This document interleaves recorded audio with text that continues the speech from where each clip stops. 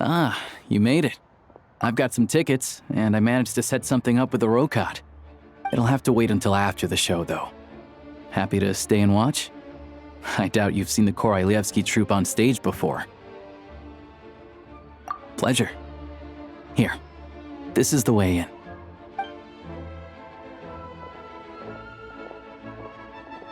Please present yourself for a routine inspection in accordance with theater regulations. Thank you.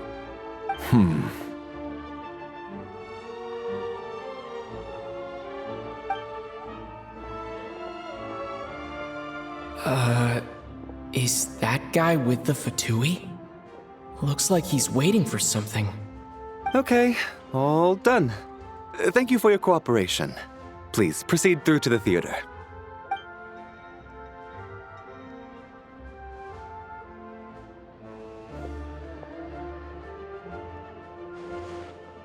What's up? Everything okay? Snezhnaya's business and political leaders are always passing through here, so it makes sense that security's tight. Still, it's a little unusual to see the Fatui's Armory Palace guard here. You saw him, right? The guy right at the back. Strong, silent type. His name's Valeri. He's part of the Special Assignments Battalion, but I only ever see him here for one thing: to look for a guy named Mitya. Supposedly a researcher, though he never seems to put much time in at the office. The theater is one of his favorite places to hang out when he's playing hooky from work. But that's not for us to worry about. Let's go. The show's about to start.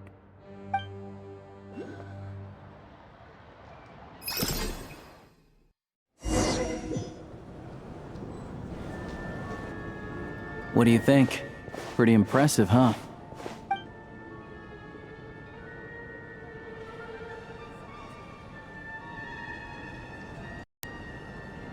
Oh, the one in Fontaine? I hear it's iconic. Never seen it for myself, though. Here we are, just in time. Sorry, coming through.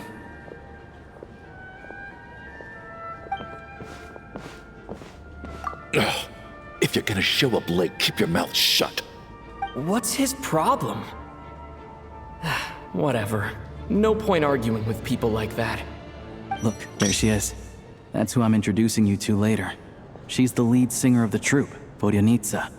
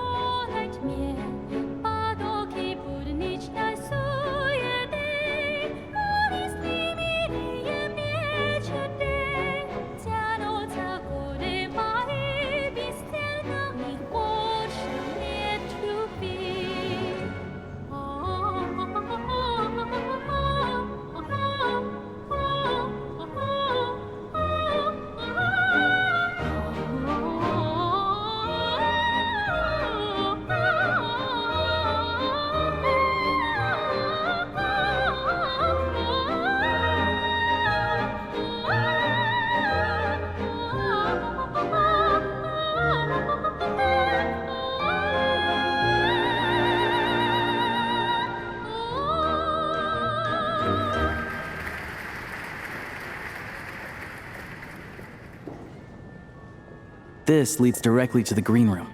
They're expecting us. Vodyanitsa will be waiting for us there.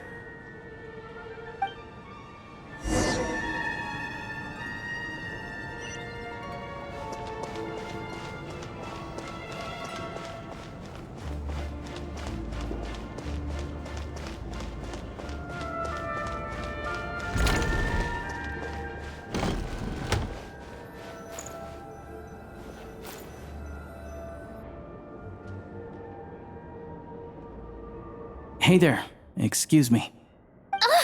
Can you believe it? I am so mad right now. Come in. Oh, it's you two.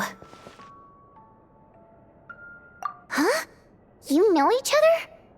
Oh, wait. Is this who you were telling me about? The one you met yesterday and couldn't stop thinking about? I never said that. Yes, you did. Why are you denying it? It was right before I went on that rant about the moody factory owner. Oh, I remember it so clearly. Might I ask what brings you two here? Oh, I just brought him here to see the show. And when it finished, he was full of praise for Vodionitsa's performance. So I thought I'd try my luck, see if we could get the chance to chat for a bit. Maybe get an autograph? You work here. You of all people ought to know that's against the rules. It's not what the green room is there for. Oh, what's the big deal?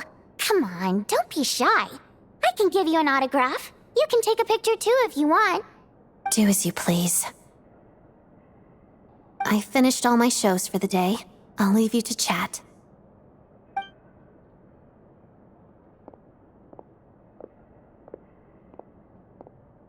I wasn't making that stuff up, you know. Odette's just too proud to admit it. She thinks very highly of you, and so do I. You did the right thing in Svietloladovka. We're good. Odette's out of earshot. I'll lock the door. Confidentiality, of course. The Rokot is very strict on that. Whoa, Alosha! Not out loud! Not with an outsider here! Relax, I've taken care of it. Look at this. The President's reply sent this morning. Wait, so he's been approved to join? You told me last night that you wanted to get intel from the Rokot. Unfortunately, Rokot intel is only available to members. But ever since you set foot in Snezhnaya, we've been working together. I've seen the way you work, your character, and your motives. Everything about you is perfectly in alignment with what we're trying to achieve in the Rokot. So I figured I might as well cut to the chase. I wrote a letter to the President explaining your situation, including just the right amount of detail. His approval came very quickly. Of course, it's still your decision whether you want to join or not. We'll respect your choice. Well, assuming Odette was telling the truth and she didn't misjudge you, I guess we don't need to worry about you blowing our cover. Still, you gave me a real fright. I didn't know that's why you came looking for me. So, that stuff you said about admiring my performance, was that just because Odette was here? Did you actually mean it? Now you're talking. That's what I like to hear. Anyway, let me give you a quick rundown of how things work. Like I said, the Rokot is a covert organization, and we hide our identities. Members typically don't meet in person or even know each other's identities. This helps us maintain a high level of independence and secrecy. Because of this, members are basically free to decide their methods without constraints, so long as the outcome of any activity doesn't violate the organization's principles. After all, we don't have any ostensible contact with each other. This way, if anything goes wrong, no one else will be implicated. Beyond the freedom to choose how you operate, it's also your choice whether to act at all. We have plenty of members who have yet to take any action. In short, joining the Rokot in and of itself won't place any restrictions on your activity in Snezhnaya. There's a code of conduct you can read if it interests you. But basically, as long as you don't plan on using your anonymity to go around doing evil, you'll be fine. I tried reading it 5 or 6 times. Never made it all the way through. Even the most lackluster script makes for more interesting reading. Great. Then I'll go grab an official application form. Be right back.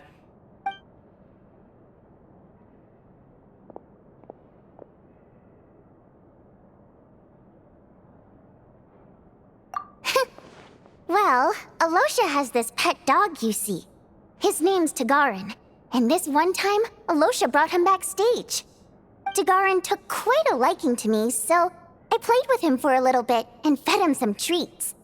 Then, the Rokot was out on a mission one day, and even though we were all in disguise, Tagarin recognized me right away. Just a coincidence, really. We didn't report it to the higher-ups, though, to avoid dealing with the fallout. Like, my job at the theater, for instance. I really needed to make ends meet. By the way, what were you complaining about just before we came in? Did everything go okay with Chuganov? Everything did not go okay. That's why I was so mad.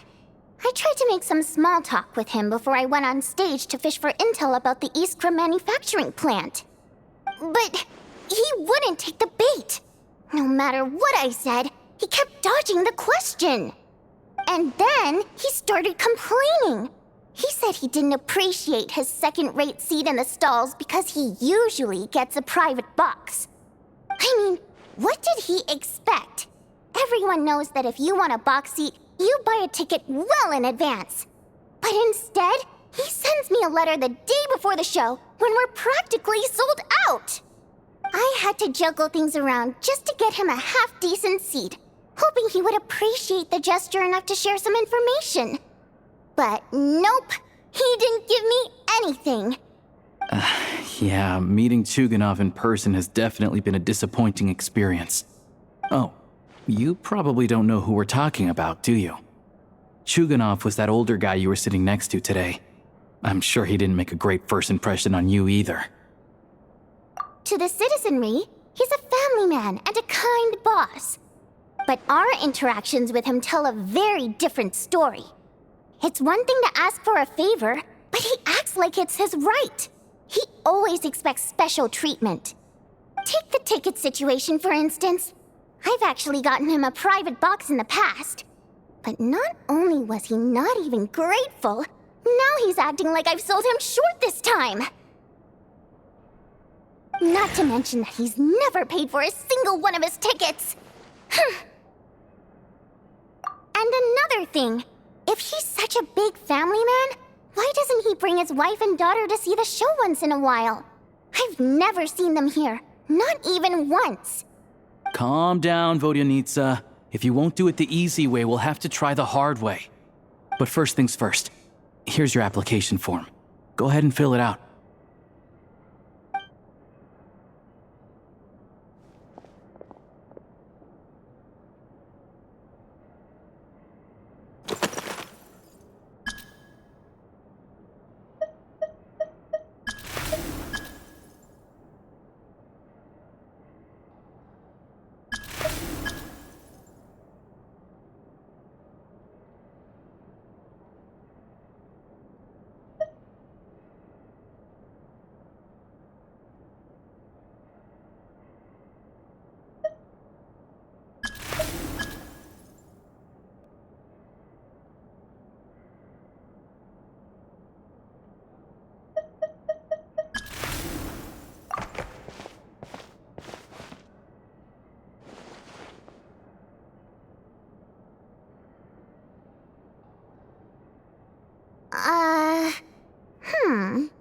Looks like I'll need to make a few little tweaks here and there. But other than that, you're good to go. We'll hold on to this for you.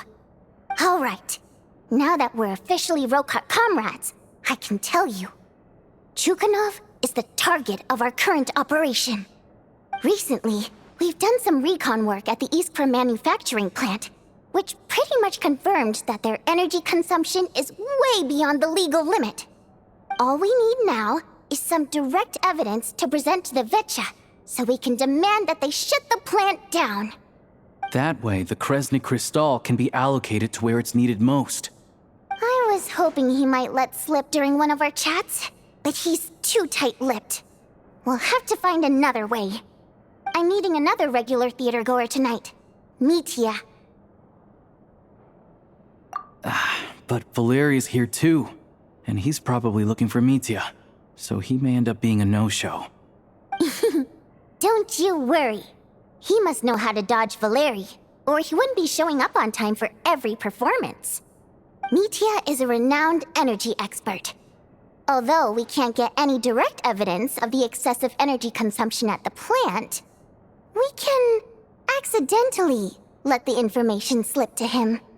The authorities should take someone like him seriously. So if he starts raising questions about energy use at the Iskra manufacturing plant, there will be a proper investigation. Also, we're not allowed on site, but he has clearance. So all we need is his cooperation. Yeah, so that's the other thing we're trying to figure out. Though I think we're far less likely to make any progress on that front. Still, I hear that Mitya is a bit of a chatterbox. So, who knows? Maybe if we catch him in the right mood, he'll let something slip. What do you think? Sound like something worth your time? Okay, in that case, you guys find a seat somewhere nearby. Pretend you're a couple of buddies there to eat, and keep your ears peeled for useful information. He's a huge fan, so I doubt he'll have his guard up around me. But you two need to be convincing. If he suspects anything at all, he might stop talking. Sure. Don't worry. We'll make a believable pair of buddies. Perfect! You've sold me already. Now, help me tidy this room up a bit before we head out. Okay. What needs tidying? Everything!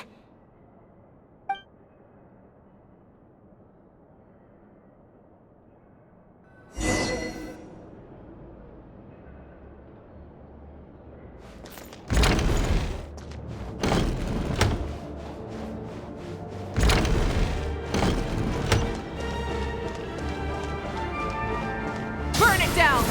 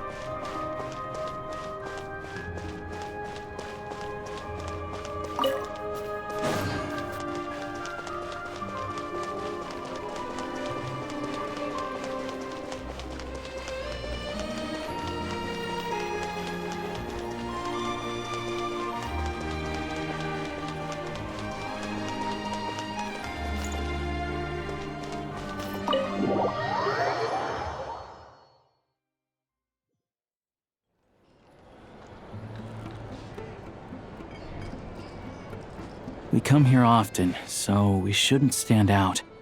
Let's sit here. Now, it's up to Vodyanica. Let's see how the conversation goes.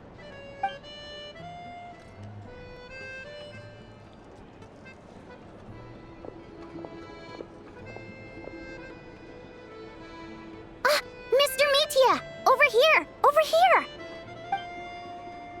Oh, sorry. I got a little held up on my way here. Now we have even less time than we planned.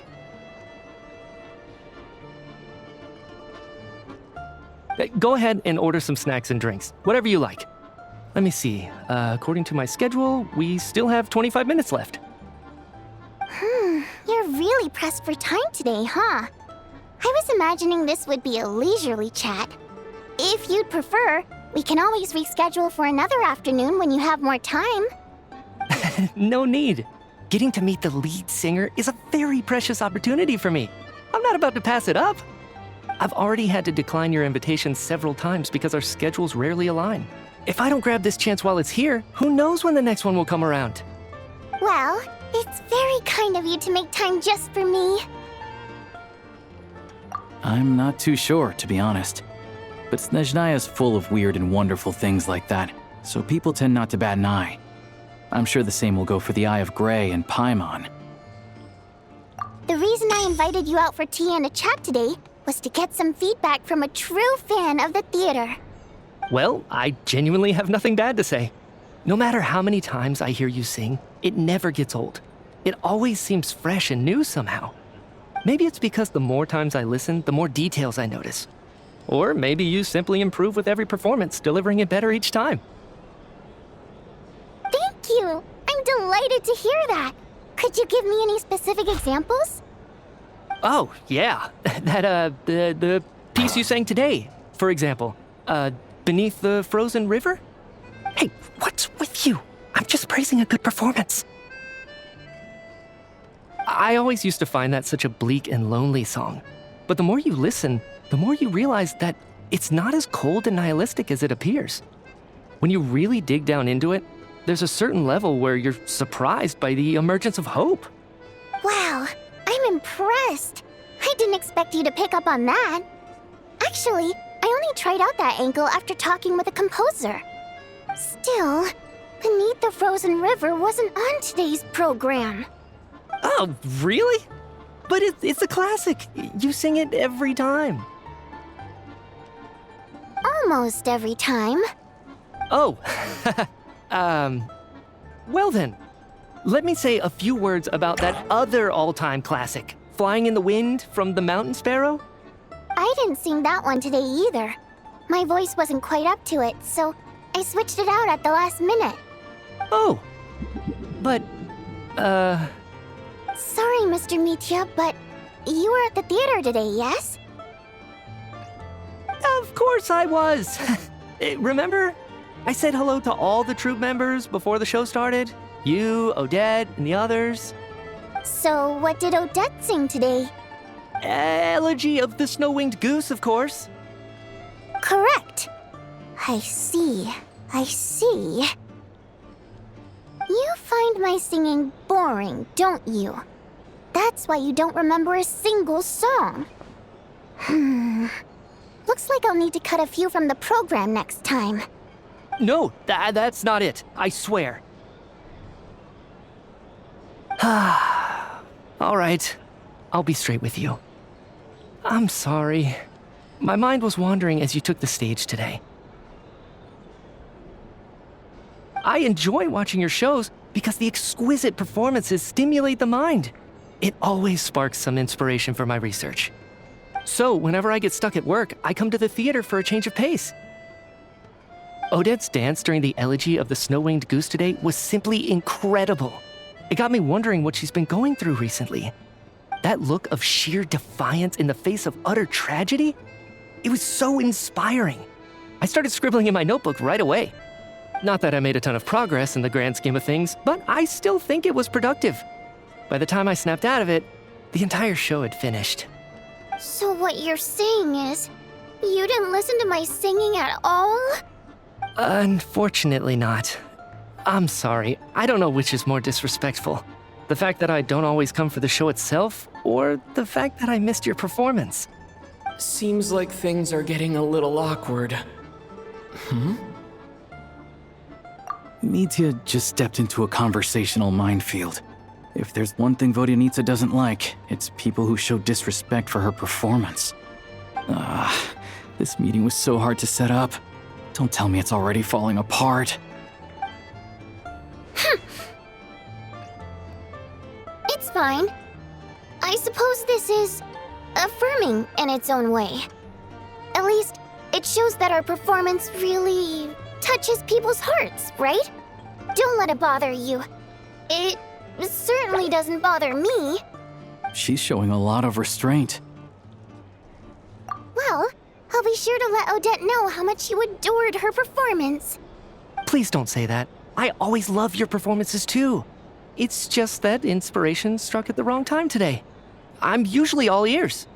I know, I can tell. That's why I value your opinion. I'm sure some people can't stand it when others praise their coworkers right to their face, but not me. No, sir. Fair enough. I still feel kinda bad though. But you know what I really can't stand? People who only show up to the theater to pretend that they're cultured. Makes me sick to my stomach. Oh yeah, 100%.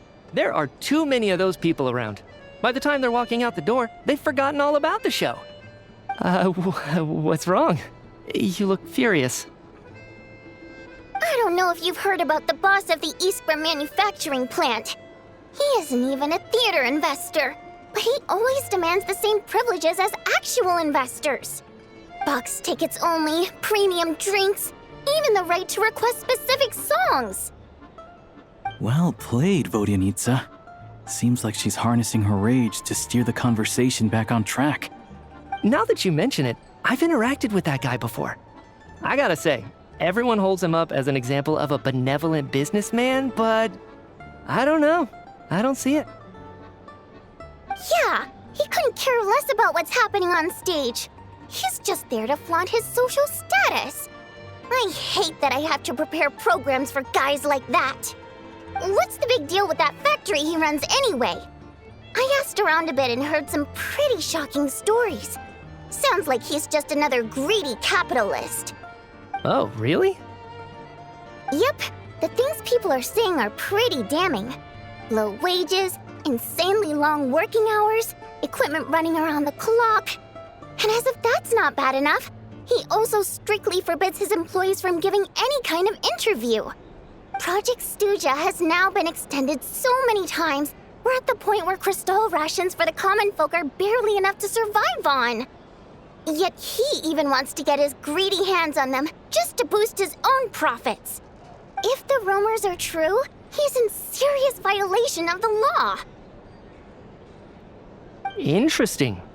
So you've heard about it too? What? So it's really true? Who knows? I've only heard the same rumors you have. But there's no smoke without fire.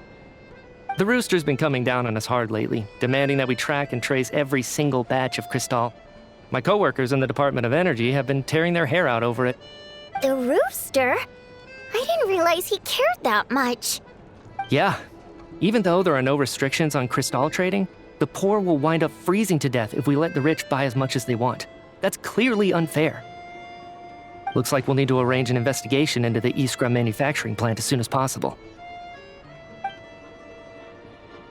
I never knew you kept up with current affairs beyond the theater, Miss Vodyanitsa. You really have a heart for the common person.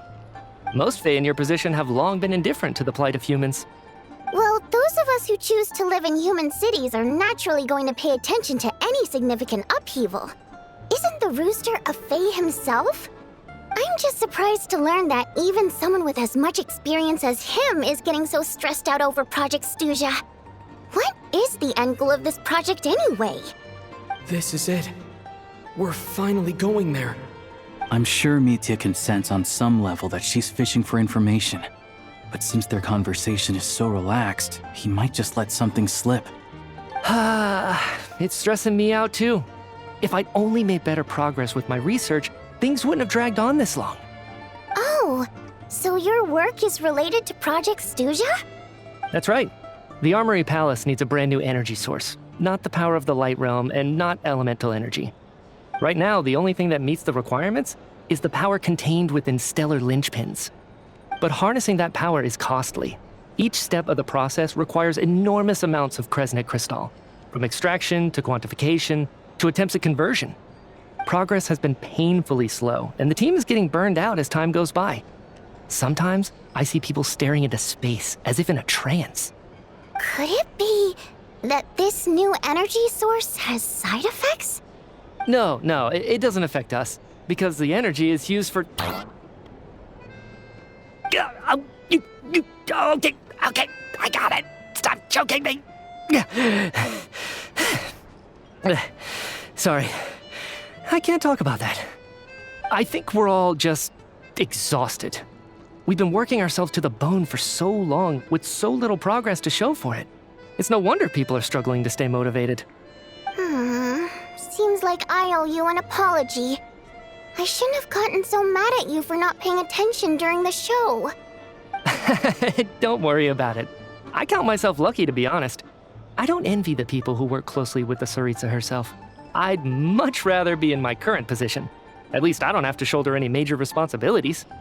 So they're trying to develop a completely new kind of energy. Yeah, censored by a scarf. Who would have thought? Oh, dear. It looks like my time is up. I'm afraid I have to leave. I'm so sorry. We ended up barely talking about the theater. That's okay. It was a pleasure chatting with you, really. Let's make up for it next time. Yeah, hopefully once the work pressure eases up a little, I'll be able to focus more on the performance, and then we'll have more to discuss. We touched on some confidential issues today. I'd be grateful if you could keep it between us. That could have gone worse. Nice job. Why was Mitya in such a hurry to leave, though? Sorry, routine inspection.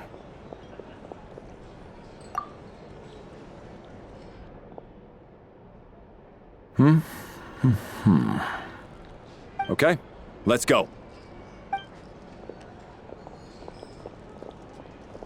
So he wasn't rushing to get back to work. He must have calculated that Valeri would find him here in exactly 25 minutes. That's frighteningly accurate. One of the main duties of the Special Assignments Battalion is to ensure that important figures stick to their schedules. All right, time for us to get going too. Excuse me, check please. We'll settle our check too, then. Oh, hello there. Mr. Mitya paid the check before leaving. He also asked me to pass on a message. He said it was an honor to share his tea break with Miss Vodyanitsa and her two friends. Wait. So he knew we were here all along? This raises a lot of questions. Did he deliberately mention the new energy source so that we'd overhear it? Maybe his work isn't confidential after all. Maybe the key here is the purpose of this new energy. I guess that's the next thing to look into.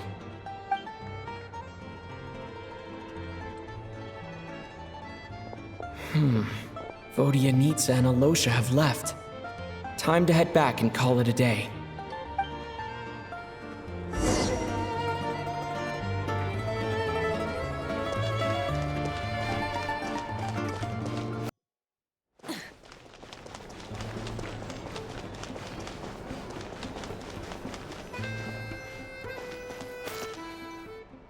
You're back! Here pretty early today. Paimon was just gonna mention that. After she woke up today, Paimon felt like her temperature was completely back to normal. But her strength still hasn't returned. Still, there's some good news. Paimon thinks she might have figured out the source of the problem. It's like there's some kind of mysterious power affecting Paimon. Paimon's never felt this way before during any of her travels. She only started feeling this way since we arrived in Snezhnaya.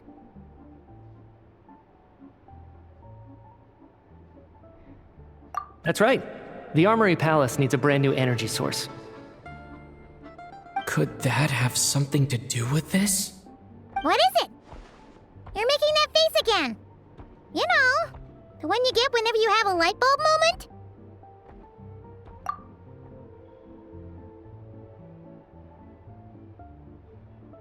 So, they're trying to develop a new energy source here? And you think that might be why Paimon's feeling unwell? Well, Mitya denied that the energy they're researching has any side effects. Although, he did say that people working on the project have been having issues with their concentration and short-term memory. And even so, those are completely different symptoms from Paimon's. It's pretty faint, so it's kind of hard to tell. But if anything, it seems like it's coming from roughly the same direction as the Armory Palace. Sure, Paimon's with you there.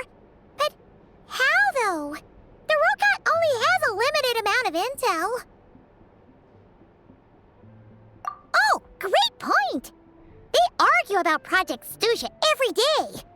If we could sit in on one of their sessions, we might pick up some new leads. Good idea! Oh yeah, while you were out, Paimon tried all the yummiest looking desserts in the Potpourri restaurant. This one seemed right up your alley. So, Paimon saved some for you. Come try it once you finish writing your letter.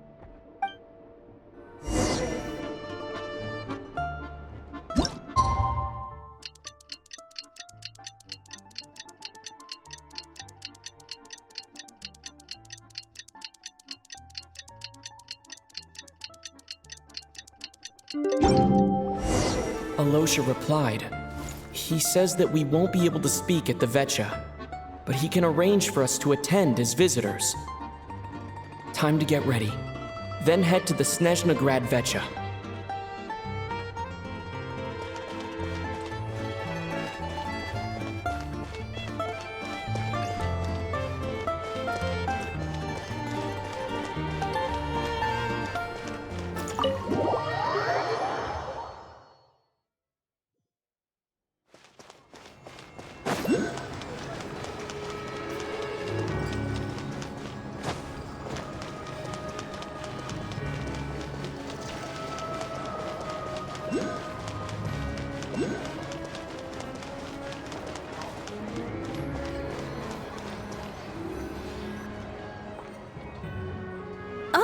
Miss Vodyanitsa, prima donna of the Korolievsky troupe. What a surprise meeting you here. Will you be sitting in on a session of the Vetcha? Sorry, I'm not taking interviews today. Oh good, you're here. The session's about to begin. Let's get inside. Please wait, Miss Vodyanitsa. Could you introduce me to your new friend?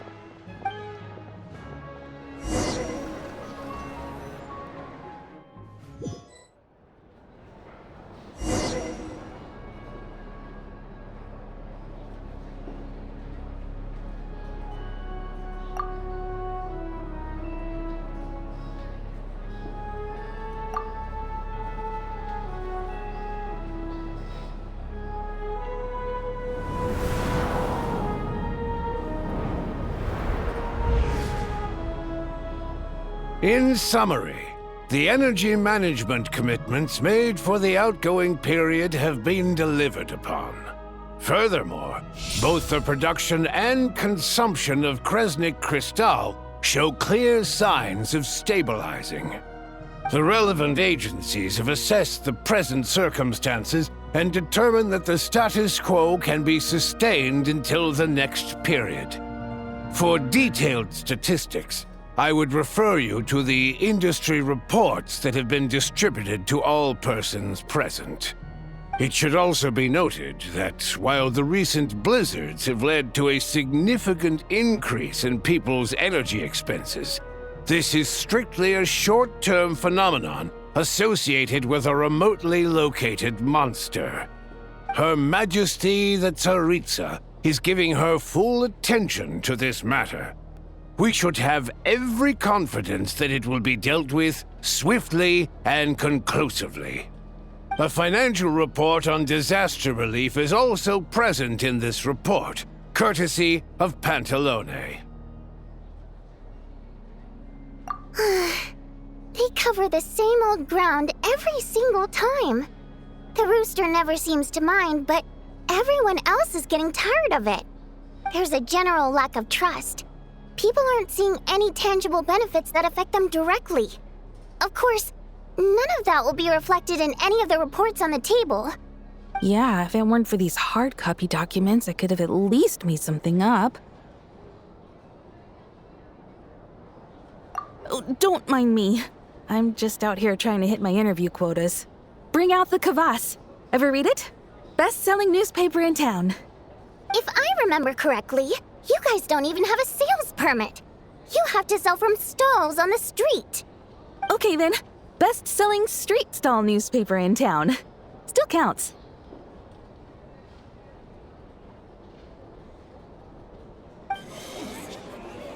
Order! We will now open the floor to the representatives.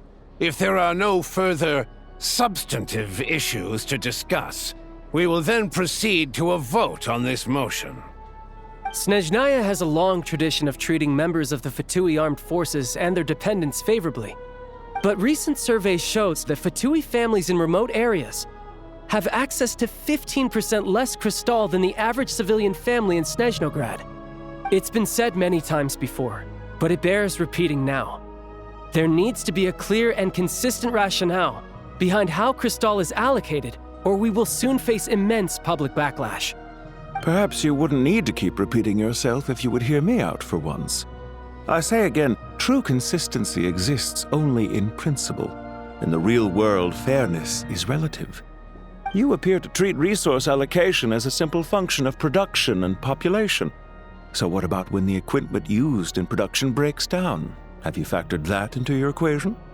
And do you even know how long it's been since Snezhnaya last conducted a census? If I knew the answers to questions like that, I'm sure I'd be a very wealthy man. And I doubt I'd be going by child. I'd like to bring the focus back to the specific issue I raised. Or do you wish to deny that favorable treatment for Fatui dependents is our long-standing policy? It's easy to be a critic when there's no accountability. That seems to be a running theme in the anti-Project Stuja cohort. Defeat the ringleader and all other problems will magically resolve themselves. That's what they seem to think. But in case you aren't aware, not one jot in my report would change whether Project Stuja continues or not. So you have no intention whatsoever of finding a solution to this problem? On the contrary, I'm the only one here who ever brings solutions. Child opened by speaking up for the armed forces. Regrator struck back with style and a war of words ensued.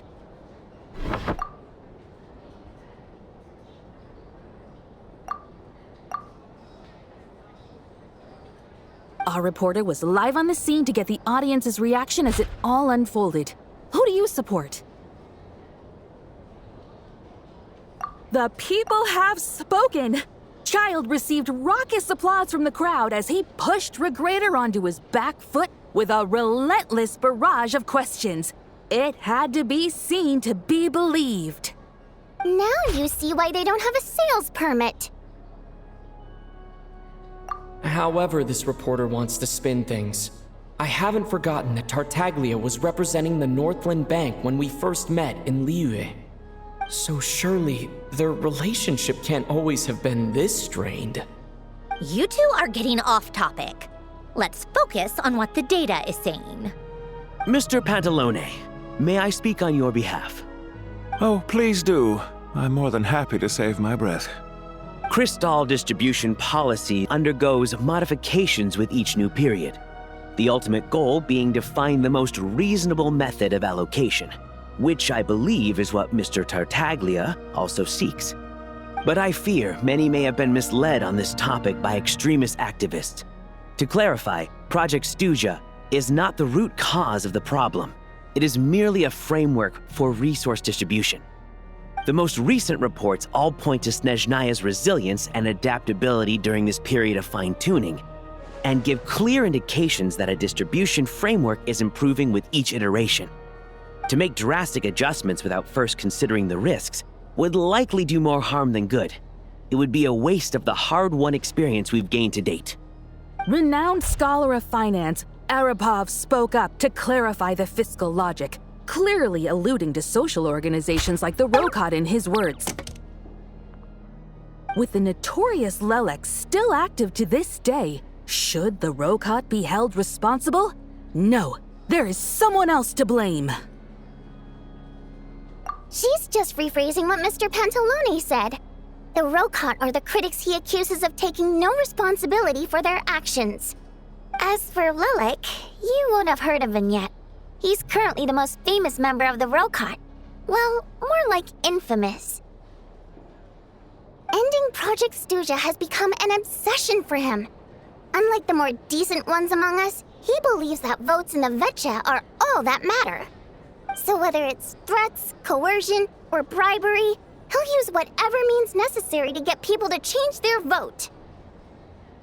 And since we're already on the subject, what do you think of Lelek's methods? Are you for or against? Well, whatever the story is, his actions benefit us all. We stand with Lelek. At least someone here wants to take this discussion seriously. I've been considering that issue myself. What you really need is more precise regional data, right? I think it would be easiest to let the Fatui handle it. Since they're already in charge of Crystal shipments anyway, we may as well get them to collect some data while they're at it. Whatever you need, you can ask the Fatui to look into it for you. In terms of supervision, I think the Druzhna would be a good fit. I had hoped to discuss this with Miss Vesna, but sadly, she's not present. I will be happy to take a note of your suggestions and present them to Commander Vesna for a decision upon her return. The Commander has always taken a keen interest in Project Stuja. However, given the Druzhna's demanding workload, I'm afraid it may prove difficult for them to provide any practical support. Let us refrain from jumping to conclusions until a concrete and actionable plan is in place. My apologies, Lord Rooster. There are numerous issues to address here, including manpower, time sensitivity, and reporting lines.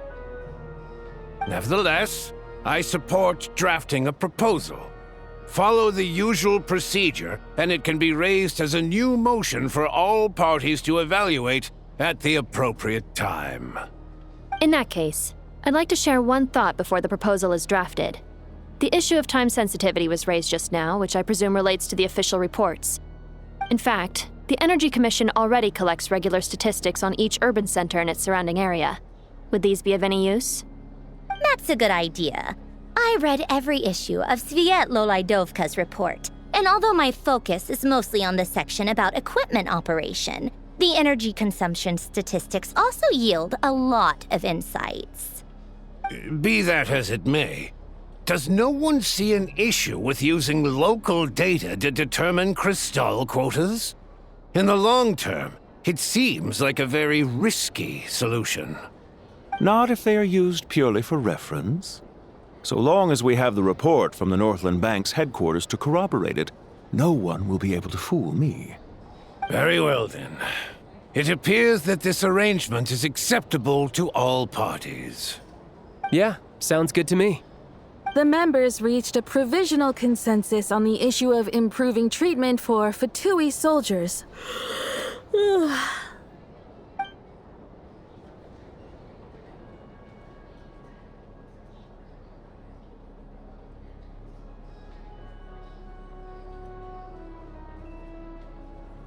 Today, the prima donna of the Korailievsky troupe attended a session of the Snezhnaya in the company of a dashing young man. The question on all our minds is, what is the true nature of their relationship? Write anything like that again, and I'm revoking your permission to interview the troupe. Got it?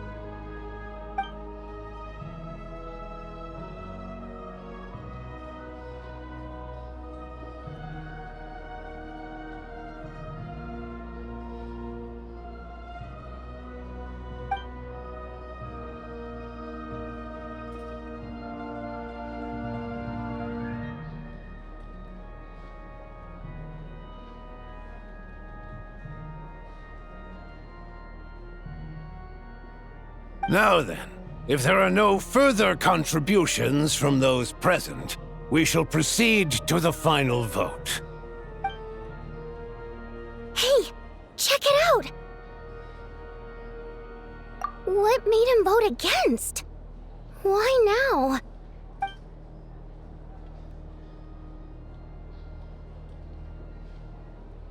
The votes have been tallied.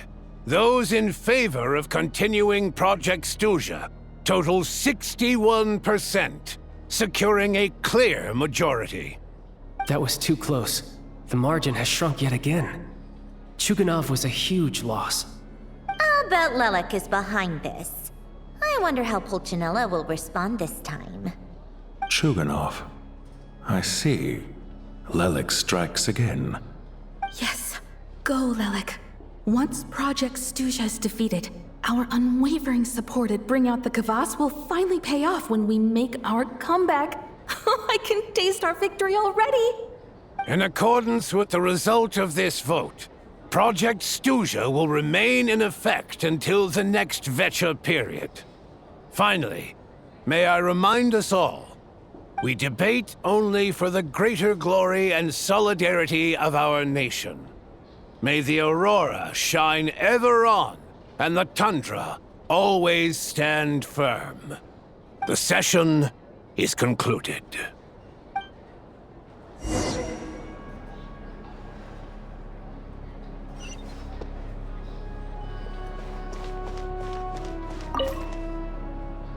I have to say, I really wasn't expecting Chukhanov to vote against Project Stusha. Well, in principle, Snezhnaya's business and political elites ought to be the ones least likely to oppose it. As we heard, Project Stusha is basically just a resource distribution framework that requires everyone to cut back during the winter. But even if the policy got cancelled, the Tsaritsa's energy needs wouldn't suddenly go down. The extra demand from the public would have to be filled from somewhere. So logically, the factories would have to take the hit. I got a letter from Mr. Mitya just before today's session.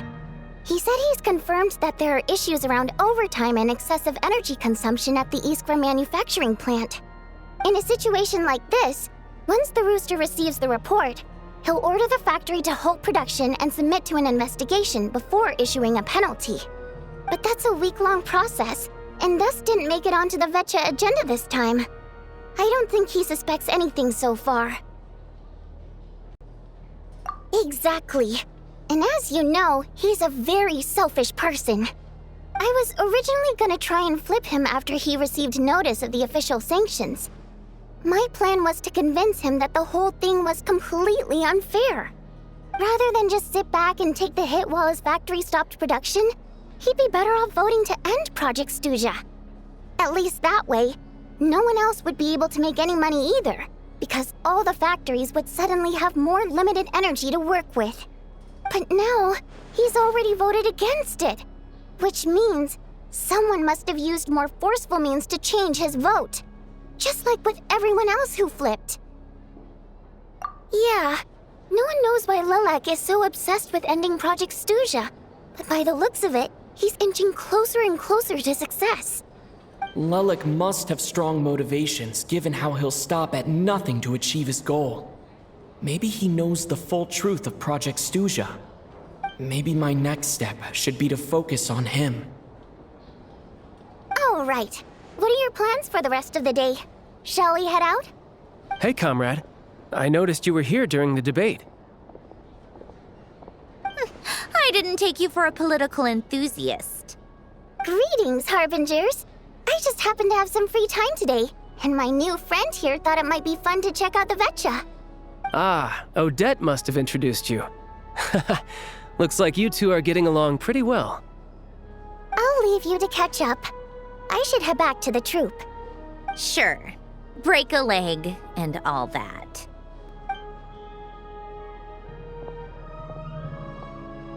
Thought it might be fun to check out the Vetcha, did you? Things are never that simple with you, Traveler. There's no way you're here for kicks and giggles. Tell me I'm wrong. Oh, yeah. To some, he's a captivating enigma. To others, he's the bane of their existence. No one ever thought that some anonymous nobody from the Rokot could cause such a stir. Huh? You want to look into Lelik? Then I'm sure his days of anonymity are numbered. What do you think, Sandrone? Fine by me, I guess. If the Traveler actually manages to expose Lelik, it'll be doing Pulcinella a favor. In return, it seems fair to let him in on what we've learned so far. My thoughts exactly. Sharing is caring, after all. Head back to Glupov and grab the files on Lelik. It's easier to just pull the records than go through the rigmarole of getting the Traveler a visitor's permit. As you command, child, sir. In that case, since we're going to be waiting anyway, I'll have someone brew a pot of black tea.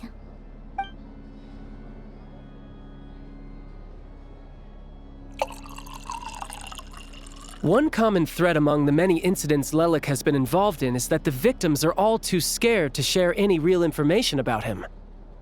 Clearly, he must have threatened them in some way. His modus operandi is to silently infiltrate the scene and leave a threatening letter behind. But neither the letters nor the crime scenes ever yield any clues to his identity. So all these files have to offer are short statements by the people affected. They don't give us a lot to go on. If nothing else, it shows we're dealing with a trained professional who's versed in counter-surveillance. Yes, and to that point, he often strikes in highly secure locations. The victims are high-ranking and influential people who take their personal security very seriously.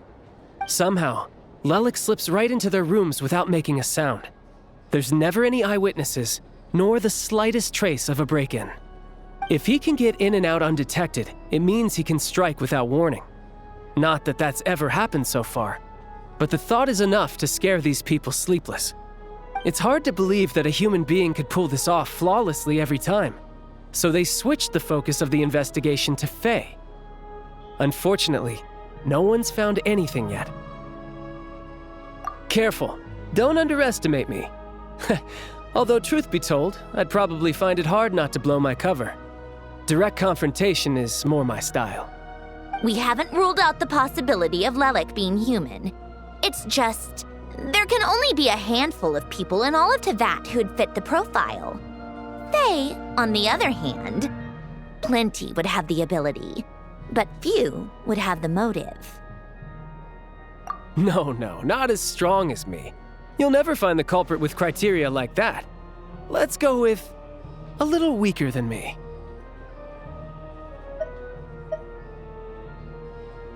Oh, you hit me right where it hurts. I'll admit, he's strong and meticulous. But can we at least limit this to candidates who have something to do with Snezhnaya? He's just trying to find a reference point. Stop getting fixated on who's stronger than who. But that's the most important thing. In my opinion, anyway.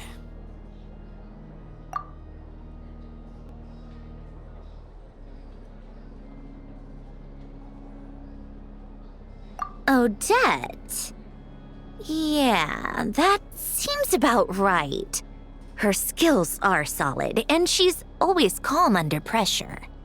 Except she's Fatui, so the likelihood of her working against us is pretty low. But yeah, much more accurate than your previous example, at least. No, wait a moment. Maybe we should interrogate that assumption. What do you mean? Which assumption? Her Fatui identity doesn't necessarily exonerate her. And when you think about it, the Rokot would be precisely what she needs to conceal her identity. Plus, she wouldn't need to be such a pro at covering her tracks. She'd already know where the Fatui will be and when, so she could choose the perfect time to act. Oh, yikes. I was just thinking out loud. Why is this starting to sound like such a convincing theory? Still, what reason could Odette possibly have for trying to call off Project Stuzha? Arlecchino would be the best person to ask. She knows Odette best. Unfortunately, she isn't back yet. Rosaline used to open up to her in private about her struggles with Odette. As I'm sure you can imagine, Arlecchino is quite a lot better with children than Rosaline was. She gave her some tips on how to handle the situation, and Rosaline managed to reach a settlement with Odette before leaving. So I suppose there were at least no lifelong regrets left behind. Beyond that, I don't know the details about that side of things. But I do know that Odette definitely has a motive to hold a grudge against Project Stuzha. The reason being, her father passed away during the early stages of the project. That was back before it had been named Project Stuzha, when things were still being worked out. But in essence, it's remained the same ever since. The more you know. Rosaline was always so self-centered. I never understood why she started paying so much attention to Odette. Is that such a surprise? If you cast your mind back, you may remember that Rosaline and I weren't exactly close. We had tea together a few times, but that was about it. Odette's past is no secret. Her father was a fatus and her mother was a very famous ballerina. On the surface, it looks like she followed right in her parents' footsteps. But the truth is quite a different story. After her father passed away on a mission, her mother was overcome with grief. She broke her leg during a performance and could never dance again. Odette was only interested in ballet at the time, but this tragedy left the family with both breadwinners gone. they could barely make ends meet. Per Capitano's policy, family members of Fatui who died in the line of duty had to be appropriately accommodated and provided with adequate assistance. So, regardless of how Rosaline may have felt about it, it fell to her to resolve the issue of Odette's family's livelihood. In the end, the solution they agreed upon was to have Odette join the Fatui. Right, because the alternative would have been a one-off compensation payment, I guess. In that sense, joining up was definitely the better option. Still, she must have had mixed feelings about it, right? If she doesn't even like the Fatui. It's just a theory, a possibility. But as a motive for Odette to become Lelik, it holds up. That said, I have no idea where Odette's head is at right now, or what her conflict with Rosaline was about. Plenty of people were on bad terms with Rosaline. I have no intention of trying to figure it all out. Yes, but there's not much point in discussing that now. Yeah, back to Lelik. Since our investigations so far have turned up next to nothing, we've got nothing to lose by trying a new angle. Funnily enough, Tonya and I had actually made plans to go to the theater tomorrow to watch Odette's rehearsal. Unfortunately, thanks to this Lelik situation, I'll be stuck working overtime again. Which means you can go in my place. No point wasting the ticket. Plus, you'll get to meet Tonya. Spirit Seeker. Quite the classic ballet. It was passed down through Odette's mother's family for generations, though it hasn't been performed in years. But Odette's been practicing it diligently, and it's finally ready for a return to the stage. Excitement is through the roof. Tickets for the official performance sold out long ago. Tonya's excited for it too. She's desperate to see it no matter what. Personally, it's not really my kind of thing, but since she's my little sister, I had to figure something out. I've actually seen it several times before. The story's pretty straightforward. The lead character follows a trail of clues left behind by a spirit, gradually recovering her memories along the way. It's a tale of love and regret. So not exactly reinventing the wheel, at least by today's standards. But when that classic melody kicks in and the lead character begins to dance, it always gets me. It really is beautiful. Not an easy dance to do justice to, though. I know it's always been Odette's dream to perform this piece, but I'm not sure she's really ready. In that case, I think that even if she is Lelik, we should wait until her performance is over before we respond. I'll let you take it from here, comrade.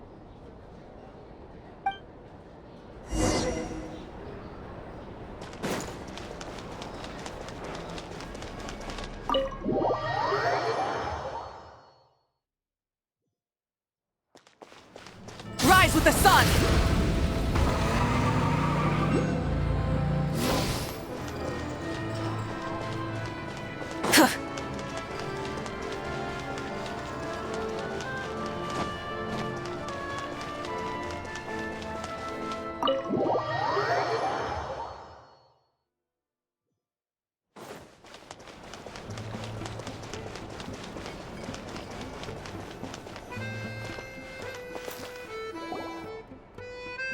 You made a ton of progress today. It's good that everything's going so smoothly. Next step is to head back to the theater and get a clear answer from Odette. Either way, Paimon doesn't get the sense that she's a bad person. Sure, she might have done some pretty extreme things, but Paimon bet she has her reasons. Maybe this is going too far, but with everything she's managed to do so far, wouldn't it make more sense in theory to be even more, heavy-handed? Why leave a letter when she could, we know there are plenty of other ways to keep people in line, right? The point is, she could have gone further, but she didn't. So, if it is her, she's got some principles at least. Yeah! Well, all you can do is follow the facts wherever they lead. No change, really. But that thing Paimon told you about yesterday? Paimon feels like she can sense it more clearly now. Hearing you talk about your day makes Paimon itch for an adventure. If only she could be there with you so we could experience it all together. Yeah, I wish you could be there too. I'm not used to adventuring alone. But don't worry, we'll get to the bottom of this. Guess it's just one of those things. Never mind. Paimon will behave herself and keep resting.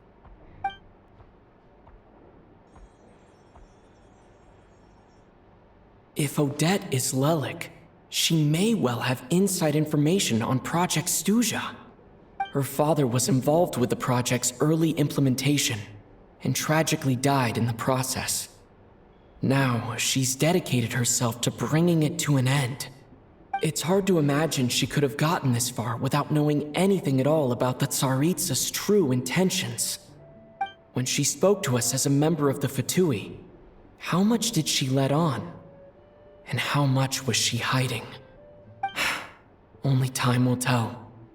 Maybe tomorrow, everything will be answered. Hey look! It's snowing! Could be a tough day ahead. Make sure you wrap up warm tomorrow.